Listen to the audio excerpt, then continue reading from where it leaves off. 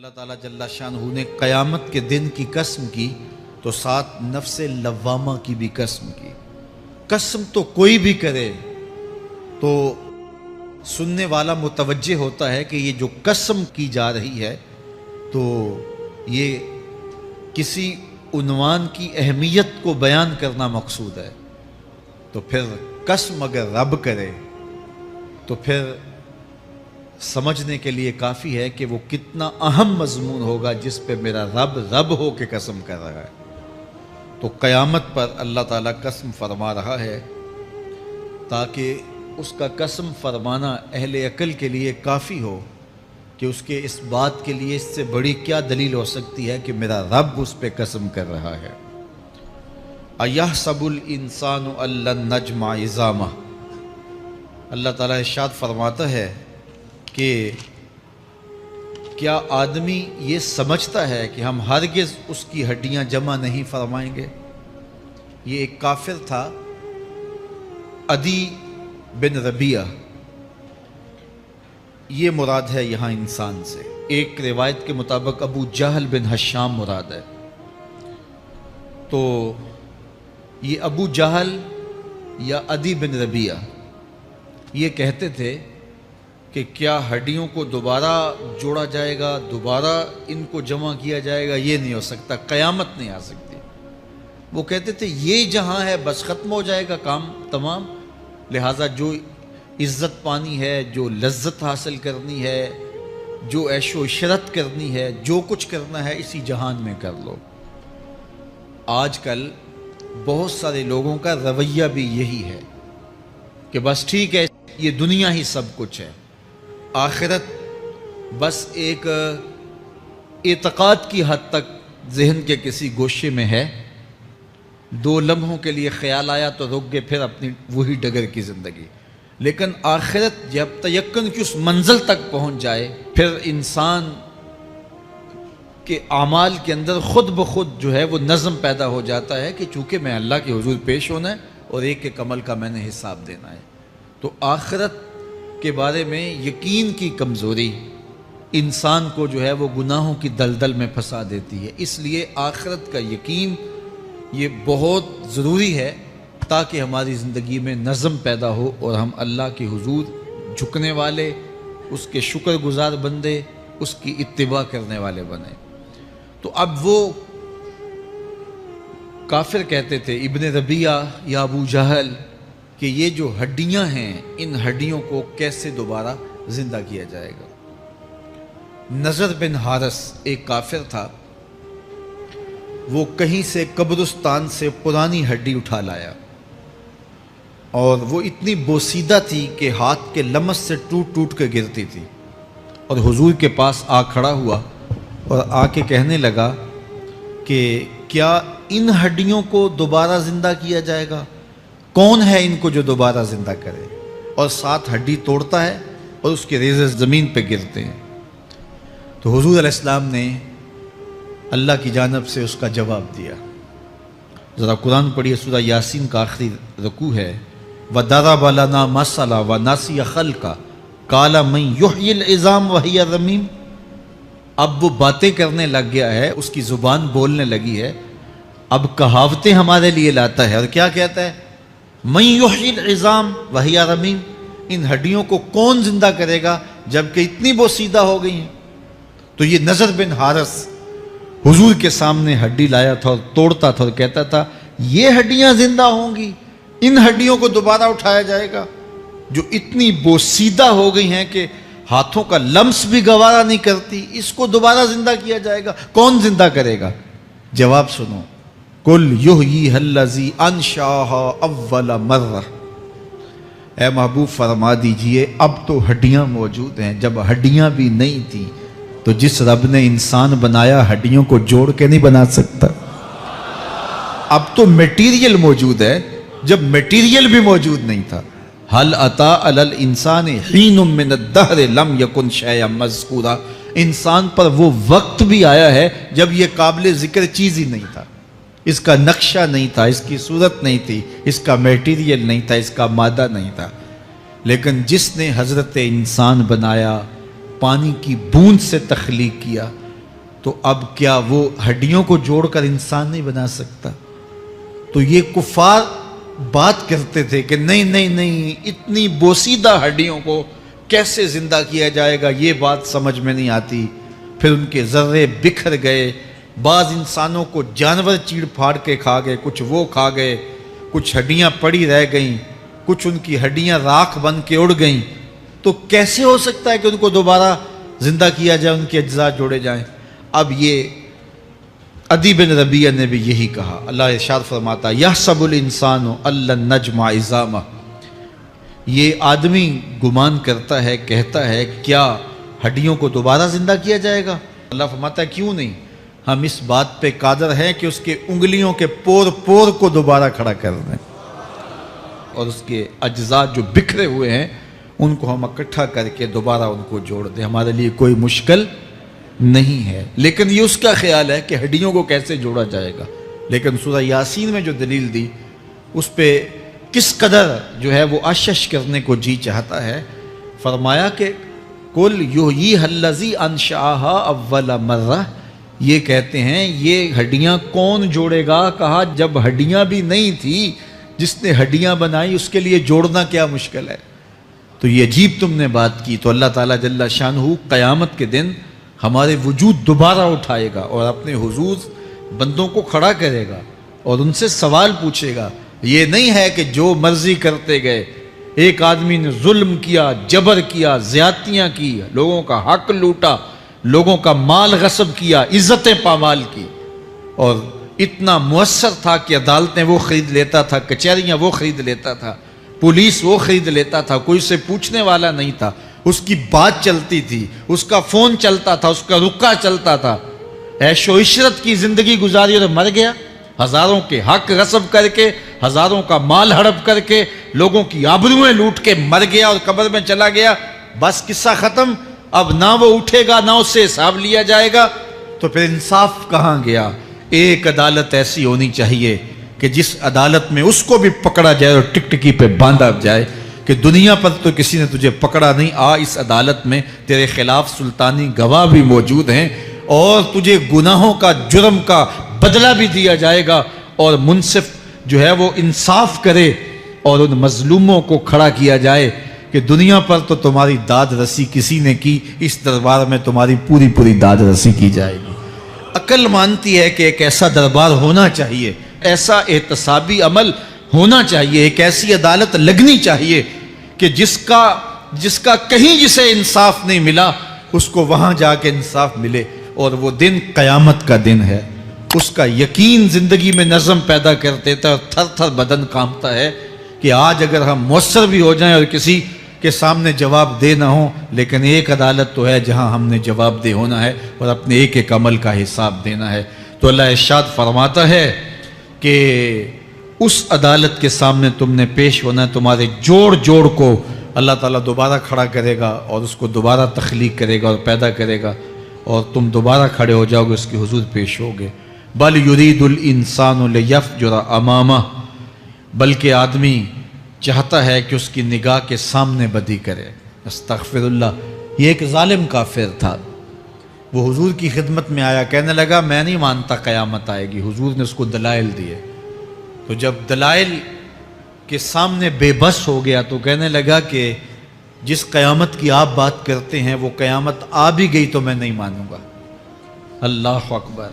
تو وہ انکار کرنے والوں کی انتہا ہوتی ہے، اور ذرا دیکھیے وہ کیا بول رہا ہے، بل یرید الانسان لیفجر امامہ۔ اس کی سرکشی دیکھیے، اس کا تمرد دیکھیے۔ وہ کہتا ہے اچھا اگر قیامت قائم ہوئی تو یہ گناہ، یہ جرم، یہ بدی، یہ بدکاریاں، یہ ظلم جو میں کرتا ہوں، یہ بدکاریاں رب کے سامنے کروں گا۔ کیسی ڈٹائی ہے، مذاق اڑاتا ہے، تمسخر اڑاتا ہے آخرت کا۔ کہتا ہے جو بدیوں کا کاروبار میں نے گرم کیا ہے، جو بدکاریاں میری زندگی کا معمول ہیں، جو دادے عیش دیتا ہوں، جو عزتوں کو پامال کرتا ہوں، جو غریبوں کے پنجے توڑتا ہوں، جو لوگوں کا حق غصب کرتا ہوں، جو برائیاں کرتا ہوں، اگر قیامت قائم بھی ہو گئی تو میں یہ سارے جرم رب کے سامنے کروں گا، پھر وہ مجھے پکڑ کے دکھائے۔ اللہ اکبر۔ یسأل ایان یوم القیامہ، پھر پوچھتا ہے اچھا قیامت کب آئے گی؟ یہ تمسخر کے طور پہ پوچھتا ہے، لاؤ نہ قیامت، کب آئے گی قیامت، میں جرم رب کے سامنے کرنا چاہتا ہوں۔ اللہ اکبر۔ اب جواب سنیے، اب لفظوں کا ترجمہ اس زور سے کیا ہی نہیں جا سکتا جس زور کے لفظ ہیں۔ وہ کہتا ہے قیامت کب آئے گی، میں تو یہ جرم رب کے سامنے کرنا چاہتا ہوں، کوئی قیامت نہیں ہے، مذاق اڑاتا ہے، قیامت کب آئے گی؟ آواز آئی، فَإِذَا بَرِقَ الْبَصَرُ وَخَسَفَ الْقَمَرُ وَجُمِعَ الشَّمْسُ وَالْقَمَرُ۔ جب قیامت آئے گی تو آنکھیں چندھیا جائیں گے، چاند بے نور ہو جائے گا، سورج اور چاند اکٹھے ہو جائیں گے۔ یقول الانسان یومئذ این المفر۔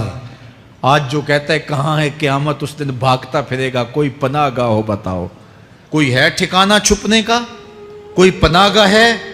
کلا لا وزر، آواز آئے گی کوئی ٹھکانہ نہیں ہے، آج کوئی ٹھکانہ نہیں ہے۔ الی ربک یومئذ المستقر، اگر ٹھکانہ ہے تو صرف رب کے پاس ہے، انہیں ٹھکانہ ملے گا جو رب کے بندے ہیں اور اس کی دہلیز پہ آنے والے ہیں۔ یُنَبَّأُ الْإِنسَانُ یومئذ بما قدم وأخر، اللہ تعالیٰ اس دن بتا دے گا جو آگے بھیجا اور وہ بھی بتا دے گا جو پیچھے چھوڑا، ایک ایک چیز تشت ازبام ہو جائے گی۔ یوم تبلی السرائر فما لہ من قوت ولا ناصر، اللہ فرماتا سارے راز کھل جائیں گے، جو بند کمروں میں جرم کیے داد عیش دیتا رہا وہ بھی کھل جائیں گے، اور پھر کوئی طاقت نہیں ہوگی، کوئی زور نہیں ہوگا، کوئی زر نہیں ہوگا جو اس کو بے نقاب ہونے سے بچا سکے۔ اے داور حشر میرا نامہ اعمال نہ پوچھ، اس میں کئی پردہ نشینوں کے بھی نام آتے ہیں۔ تو وہ کتنا سخت دن ہوگا، ارشاد فرمایا جائے گا کہ جو آگے بھیجا، جو پیچھے چھوڑا، جو جرم کرتا رہا، جو نیکیاں کی، جو برائیاں کی، سب کچھ تشت ازبام ہو جائے گا۔ بل الانسان علی نفسہ بصیرہ، بلکہ آدمی خود اپنے حال پر اچھی طرح خود آگاہ ہے۔ ہم اسے نامہ اعمال کے دفتر دیں گے جہاں سب کچھ لکھا ہوگا۔ قرآن بتاتا جب نامہ اعمال سامنے آئے گا تو وہ بے ساختہ پکار اٹھے گا، ما لہذا الکتاب لا یغادر صغیرۃ ولا کبیرۃ الا احصاها، ہائے اس کتاب کو کیا ہوا، اس نے چھوٹی بڑی کوئی بات نہیں چھوڑی، سب کچھ لکھ دیا۔ نامہ اعمال سامنے ہوگے، زمین بولے گی، ہاتھ پاؤں بولیں گے، فرشتے بولیں گے، کرامن کاتبین بتائیں گے یہ کیا کیا جرم کرتا رہا، کیا کیا گناہ کرتا رہا۔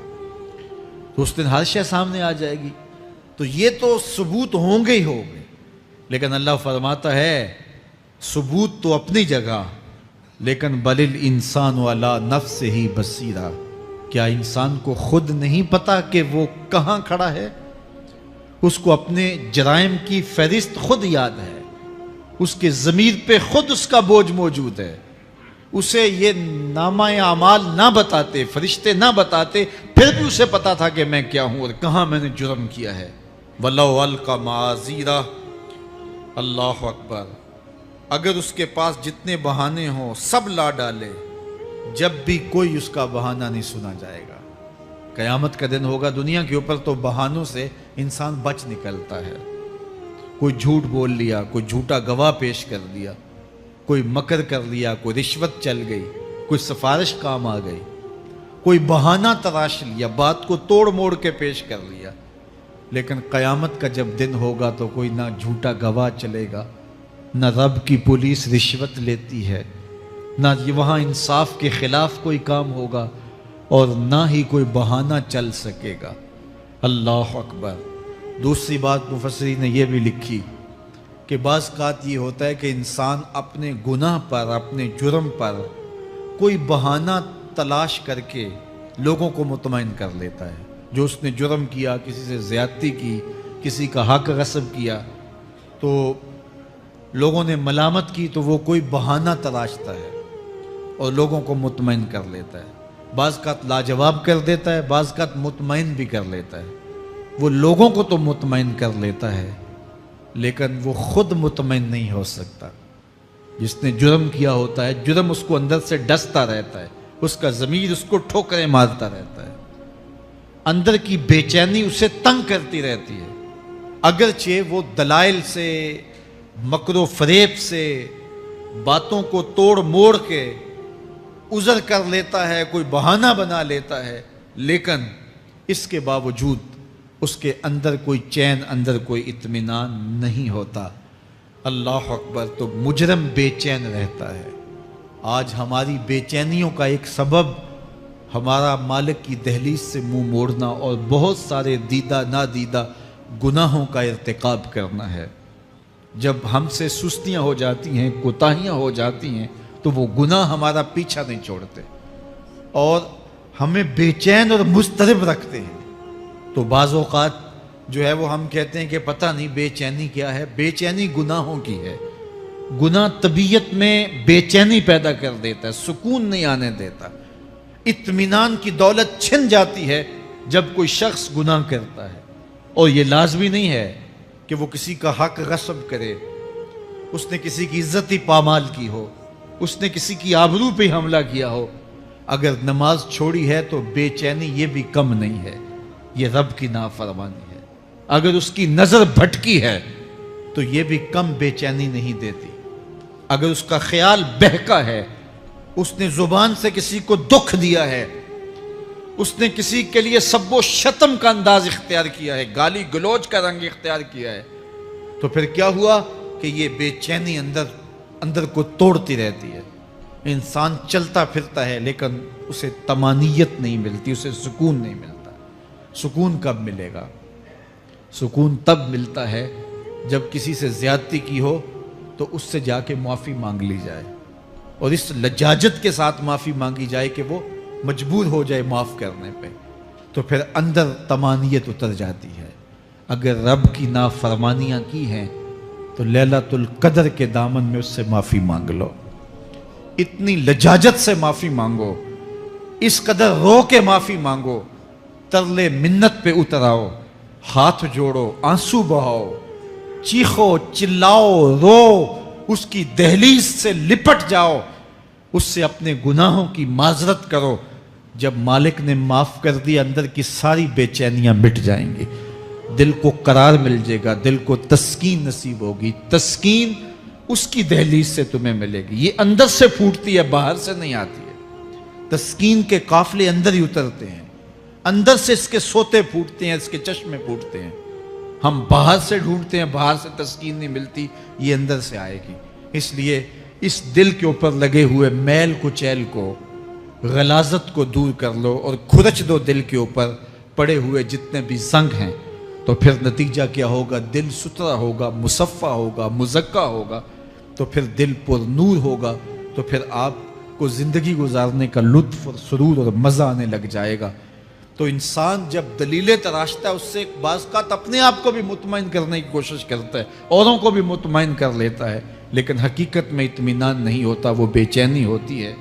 تو اللہ تعالیٰ جل شانہ اس کہانی کو بیان کرتے ہوئے ایک اور مضمون کو بیان کیا، اور یہ بالکل درمیان میں جملہ معترضہ کے طور پہ جو ہے وہ نظر آ رہا ہے کہ بات تو چل رہی ہے، تو اچانک اللہ اپنے محبوب سے مخاطبہ فرماتا ہے اور کیا ارشاد کرتا ہے؟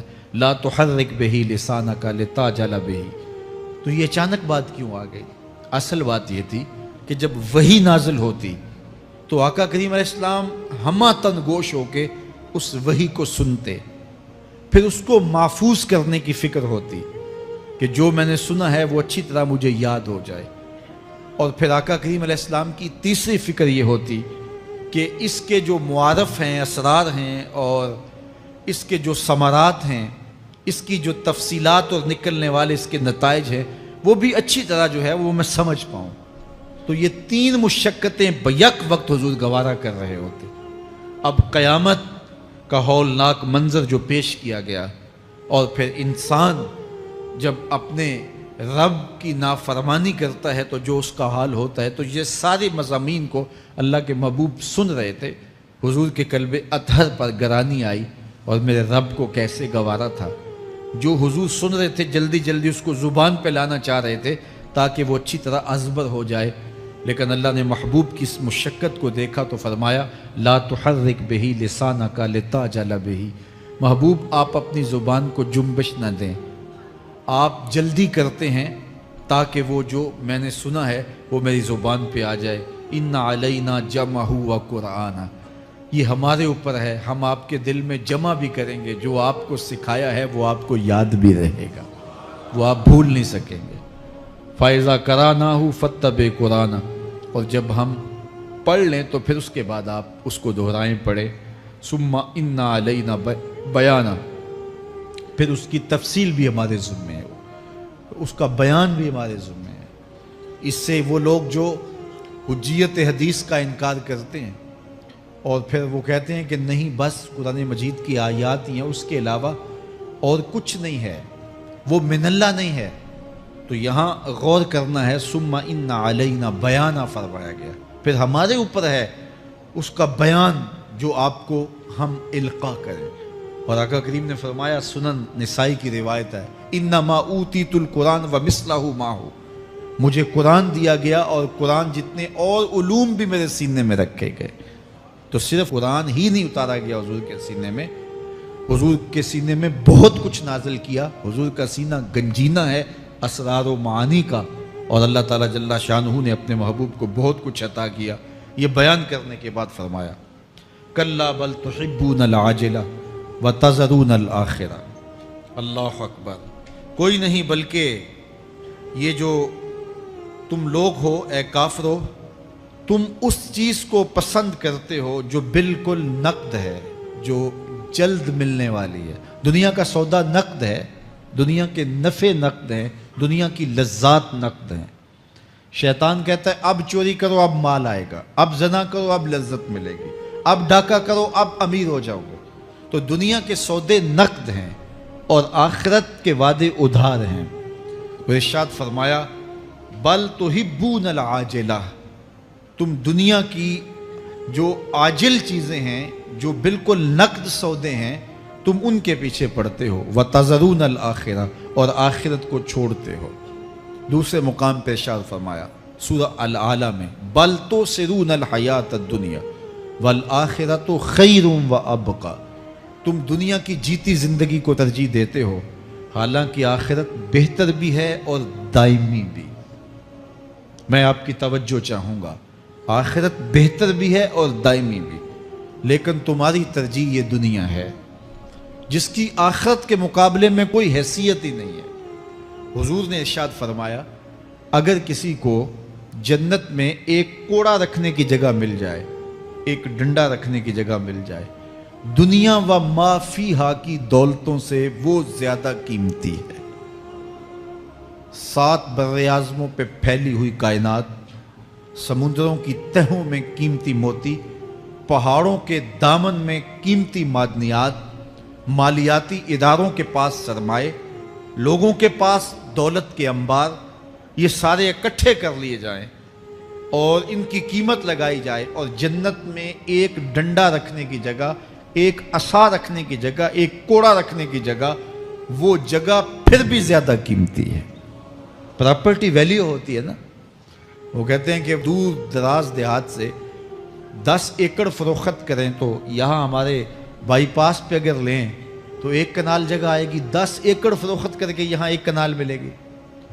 اور اگر آپ مزید اس کو فروخت کر کے مزید جو ہے وہ کسی مہنگے علاقے میں چلے جائیں تو ہو سکتا ہے 2 مرلے اس 10 ایکڑ کے مقابلے میں آئیں۔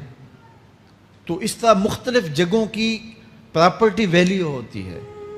اللہ کے محبوب جنت کی پراپرٹی ویلیو بتا رہے ہیں۔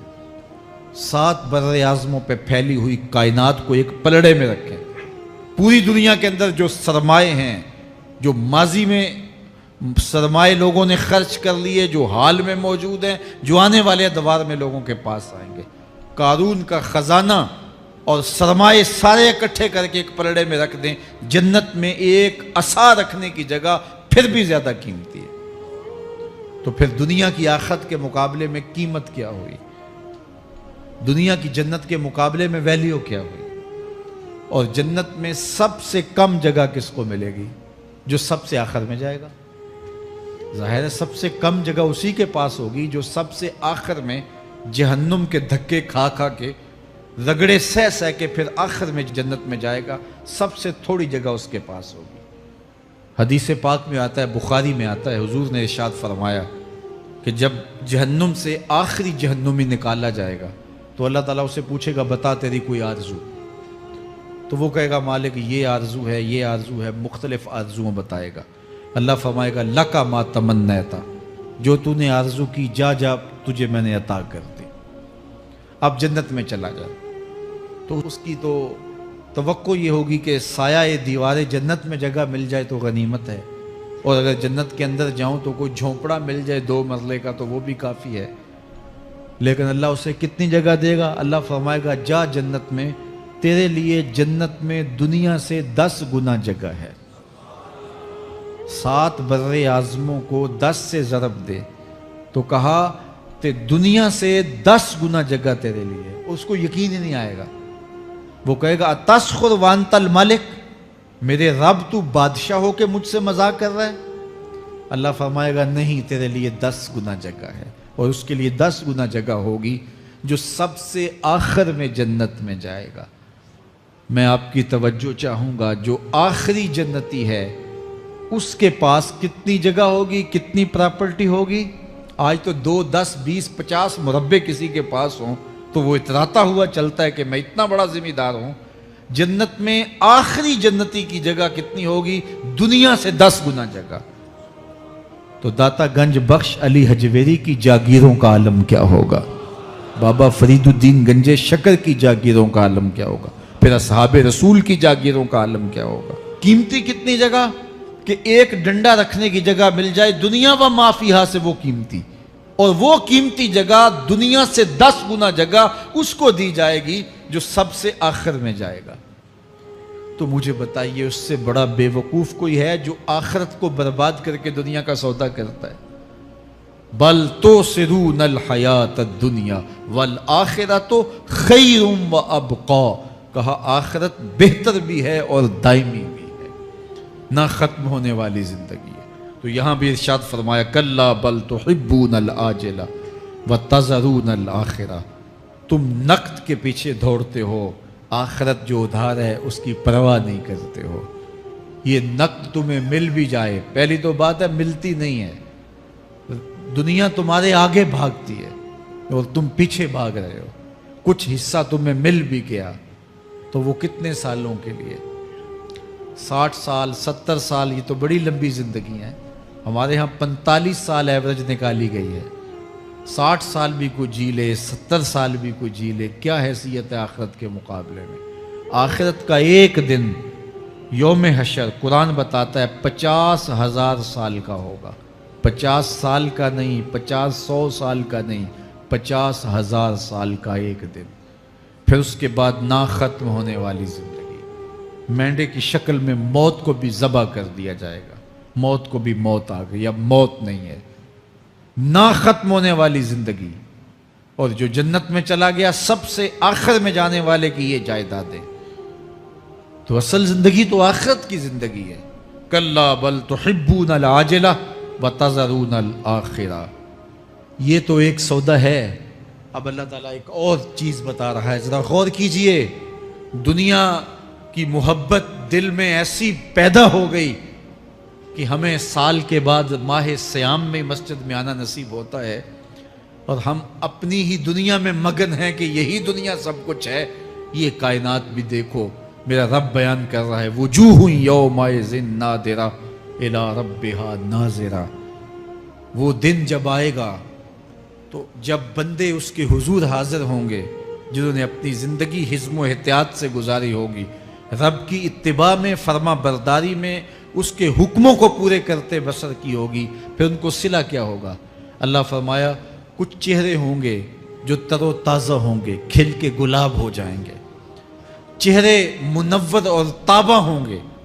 یہ اتنے کھلے کیوں ہوں گے، چہرے گلاب کیوں ہوں گے؟ الی ربہا ناظرہ، اس لیے کہ رب کا دیدار نصیب ہوگا۔ رب کا دیدار نصیب ہوگا تو چہرے کھل جائیں گے اور چہرے شگفتہ ہو جائیں گے، چہرے تر و تازہ ہو جائیں گے۔ یار کوئی پرانا دوست مل جائے اور آپ سخت صدمے کے ماحول میں ہوں تو اچانک اسے دیکھ لیں تو آپ کا چہرہ کھل جاتا ہے اور آپ کا چہرہ گلاب بن جاتا ہے، تو پھر کیا منظر ہوگا؟ دنیا کے تھکے ہوئے لوگ जंगों के सताए हुए लोग, बदर, ओहद, हुनैन और करबला की सख्तियां गवारा किए हुए लोग, तहज्जुद के अंदर लंबा क़याम करके रातों की तन्हाइयों के थके हुए लोग, हलाल खाया हराम नहीं खाया और दुनिया से पीछे रह गए, दुनिया आगे चली गई और ये हलाल की तलाश में बज़ाहिर पीछे रह गए। घर वाले भी ताने देते हैं कि तुम तो पीछे रह गए, दुनिया कहाँ चली गई, तुम्हारे रिश्तेदार कहाँ चले गए। ताने और तानो तशनी के बरसते तीर सहे सारी जिंदगी गुजार दी। दुखों के मारे हुए ये शख्स जब क़यामत के दिन अपने रब के हुजूर जाएंगे तो अल्लाह रुख अनवर से निकाब हटा देगा। फिर क्या होगा? अल्लाह का दीदार होगा तो ये चेहरे खिल जाएंगे, सारी थकन उतर जाएगी, जन्म जन्म की सारी थकन उतर जाएगी और चेहरे शगुफ्ता गुलाब बन जाएंगे। अल्लाह फरमाएगा देखो इनके चेहरे कैसे खिले हुए, वुजूह यौमइज़िन नादिरा इला रब्बिहा नाज़िरा। ये तो खुशनसीब लोगों के चेहरे हैं। व वुजूह यौमइज़िन बासिरा, और फिर उस दिन कुछ मुंह बिगड़े हुए होंगे। कैसे बिगड़े होंगे? पाँव में दर्द हो तो चेहरे पर बगाड़ होता है, पेट में दर्द हो तो चेहरा अच्छा दिखाई नहीं देता, कान में दर्द हो, आंख में दर्द हो, सर में दर्द हो तो चेहरा बिगड़ जाता है। और इनके चेहरे इतने बिगड़े होंगे, कोई आने वाला खौफ तारी हो तो चेहरे बिगड़ जाते हैं। और इंसान के चेहरे की हवाइयाँ उड़ी होती हैं, अब इनके चेहरों की हवाइयाँ उड़ी होंगी। क्यों? कुरान बताता है तज़ुन्नु अन युफ़अला बिहा फ़ाक़िरा, ये डर रहे होंगे कि हमारे साथ अब जो सलूक होने वाला है वो कमर की हड्डी तोड़ देगा। हमने रब के हुक्मों को तोड़ा, हमने परवाह ही नहीं की। हम समझे दुनिया में आए हैं तो हमारी दुनिया है, आवारा हों, ख्वाहिशात नफ्स के मुताबिक जिंदगी गुजारें, आंखें बेहयाई में लगी रहीं, सोचें आवारगी में लगी रहीं, कान नगमे सुनते रहे, जुबान झूठ बकती रही, जुल्मो जबर का बाजार गर्म रखा, इस्मतें इज्जतें पामाल करता रहा, लोगों का माल लूटता रहा, हक गसब करता रहा, कलेजी और दिल चीरता रहा, लोगों को जख्मी करता रहा, लोगों के जज्बात से खेलता रहा। परवाह नहीं की कि ये दुनिया है, इम्तिहान गाह है, चंद दिनों के लिए आए हैं, अल्लाह के हुजूर पेश होना है, अमलों का हिसाब होना है। अब जब वो देखेंगे कि हमारे साथ क्या होने वाला है तो उनके चेहरे पहले बिगड़ जाएंगे। क्यों? वो गुमान करेंगे कि उनकी रीढ़ की हड्डी तोड़ दी जाएगी। ऐसे अजाब आएंगे जिस तरह किसी की रीढ़ की हड्डी टूट जाए तो उसका चेहरा शगुफ्ता गुलाब तो नहीं होता, उसका चेहरा जो है वो तो किस कदर मुरझाया हुआ होता है। तो अल्लाह इरशाद फरमाता है इस तरह इनके चेहरे होंगे। अभी अजाब आया नहीं है लेकिन चेहरे पहले उतरे हुए होंगे और जब अजाब की भट्टी में डाले जाएंगे, अल्लाह अकबर। और वो सख्त अजाब, हुजूर ने जिब्रील अमीन से पूछा मुझे जहन्नुम के अजाबों का जिक्र सुनाओ। अर्ज़ की हुजूर सबसे हल्के अजाब की कहानी सुनाता हूँ, और वो ये कि जहन्नुमी के पाँव में आग का जूता रखा जाएगा, बाकी पूरा बदन उसका सलामत होगा। ये सबसे हल्के अजाब की कैफियत है। अब पाँव में आग का जूता होगा, हिद्दत, गर्मी, शिद्दत इतनी होगी कि दिमाग पिघल के नाक और कानों के रास्ते से बाहर आ जाएगा। पाँव में रखे हुए जूते की गर्मी दिमाग को ऐसे चढ़ेगी कि वो पिघल जाएगा और नाक और कानों के रास्ते से बाहर आ जाएगा। तो अल्लाह के अजाब के खौफ से चेहरे बिगड़ जाएंगे, हालत सलामत नहीं रहेगी। ये बात ज़हन में रखें कि अल्लाह जिसको जहन्नुम में डालेगा उसको इस सूरत में नहीं डालेगा, ये मुहम्मदी सूरत है। ये शक्ल उसकी छीन ली जाएगी और उसकी शक्ल बड़ी कर दी जाएगी। उसका एक एक दांत ओहद पहाड़ जितना होगा। ओहद पहाड़ का फैलाव 15 किलोमीटर पे है। 15 किलोमीटर का एक दांत और 32 दांत कितने होंगे तो मुंह कितना बड़ा होगा। उसको इतना बड़ा इसलिए किया जाएगा ताकि वो अजाब की तकलीफ ज्यादा सहे। 70-70 गज मोटी खाल होगी और खाल जल जाएगी तो अल्लाह कुरान में फरमाता है हम नई खाल दे देंगे ताकि अजाब की तकलीफ इसको गवारा करनी पड़े। फिर चीखेगा, चिल्लाएगा, हाय मुझे पानी दो, पानी दो, प्यास की शिद्दत है। 70 साल तक तो उसकी कोई आवाज ही नहीं सुनेगा।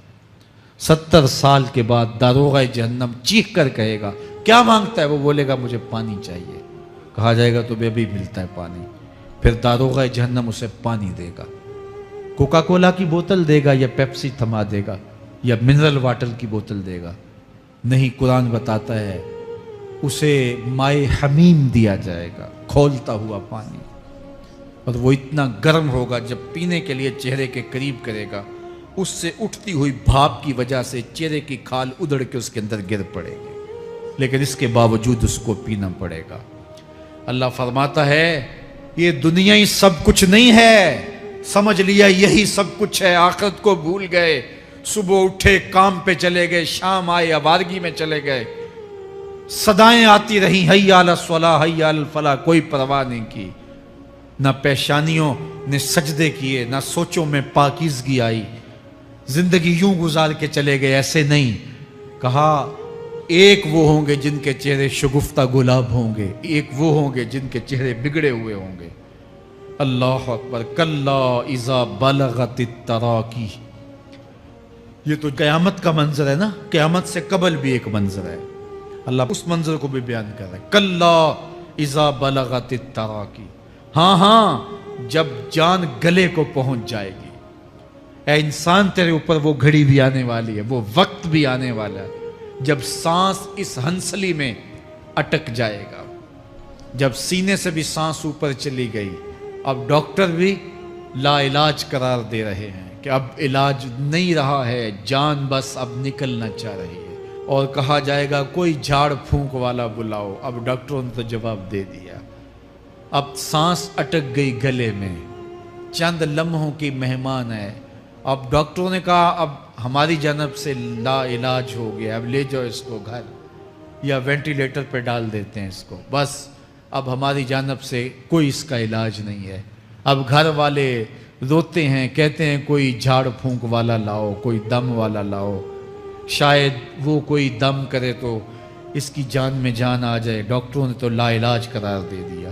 وَظَنَّ عَنَّهُ الْفِرَاقُ، اللہ فرماتا ہے یہ تو جھاڑ پھونک والے کو ڈھونڈ رہے ہیں، لیکن جس کی سانس یہاں اٹکی ہے وہ سمجھ گیا ہے اب موت آ گئی ہے، اس کو یقین ہو گیا ہے کہ اب موت کے لمحے آ گئے ہیں، اب میں بچ نہیں پاؤں گا، اب آنکھیں تاڑے لگی ہوئی ہیں، وَالْتَفَّتِ السَّاقُ بِالسَّاقِ، پنڈلی پہ پنڈلی چڑھ رہی ہے، جب موت آ جاتی ہے تو پھر پنڈلی سے پنڈلی لپٹ جاتی ہے، اس کو پھر جدا کرتے ہیں، اور جدا کر کے دونوں انگوٹھے باندھ دیتے ہیں تاکہ پنڈلی کے اوپر پنڈلی نہ چڑھے۔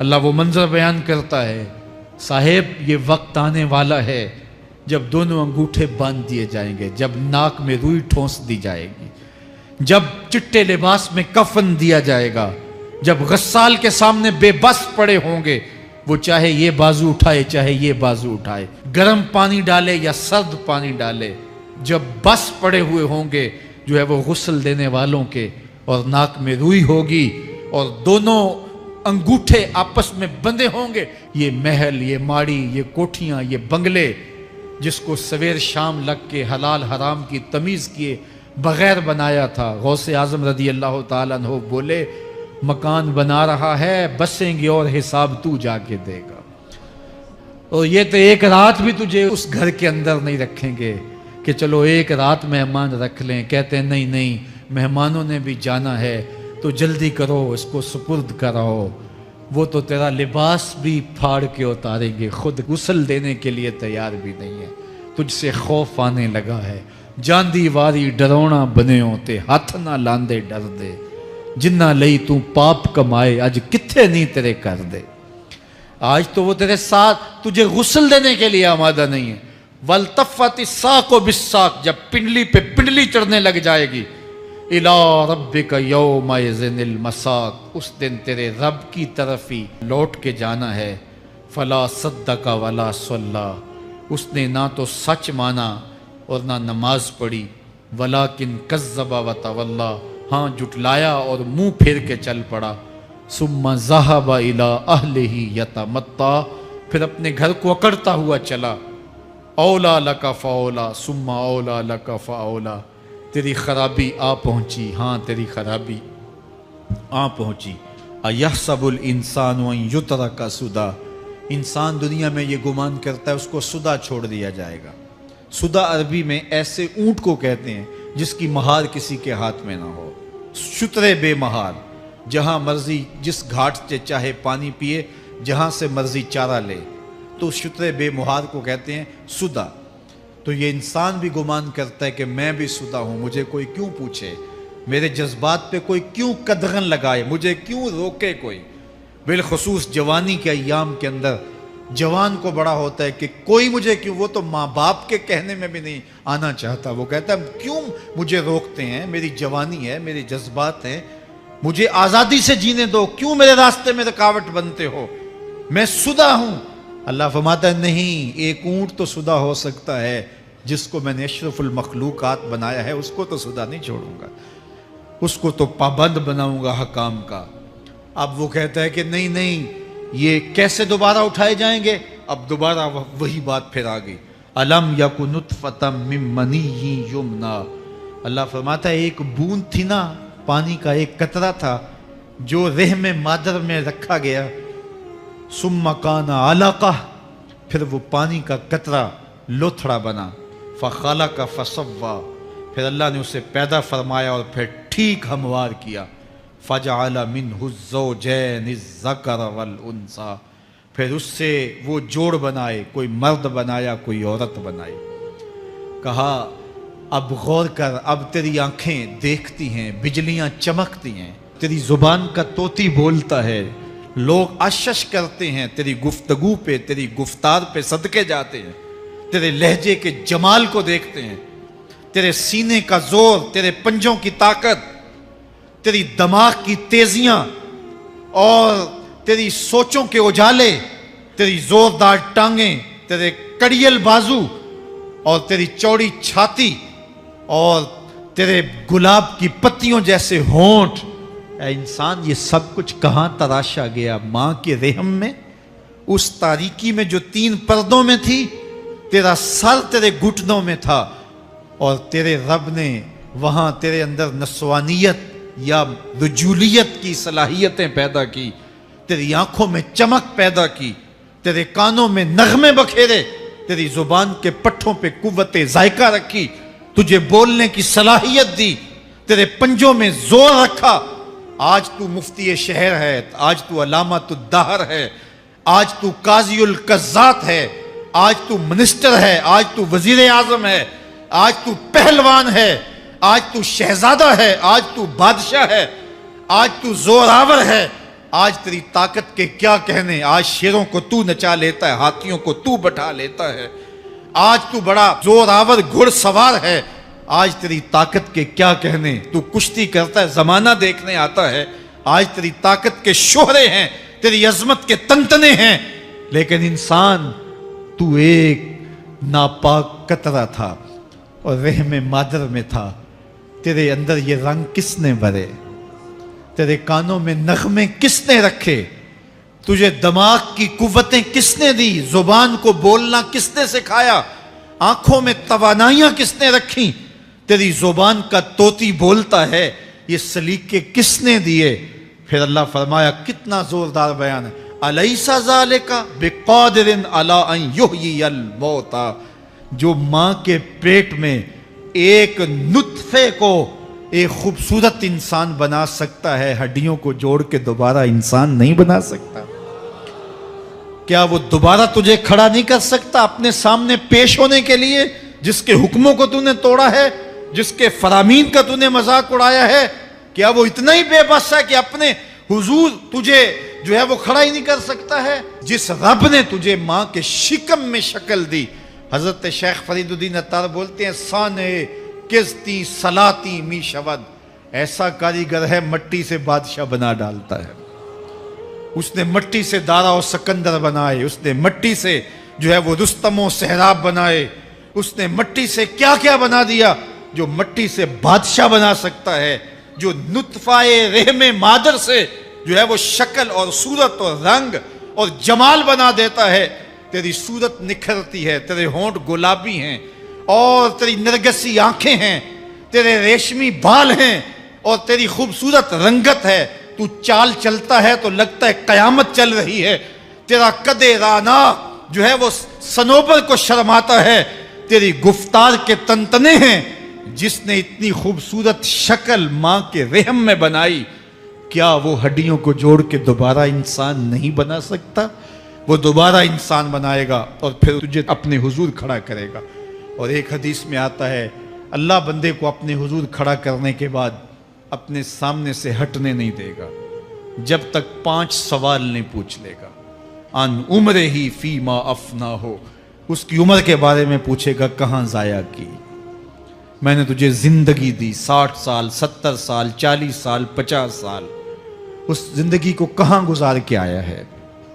ان شباب ہی فیما ابلا ہو، اس کی جوانی کے بارے میں پوچھا جائے گا جوانی کہاں گزار کے آیا ہے؟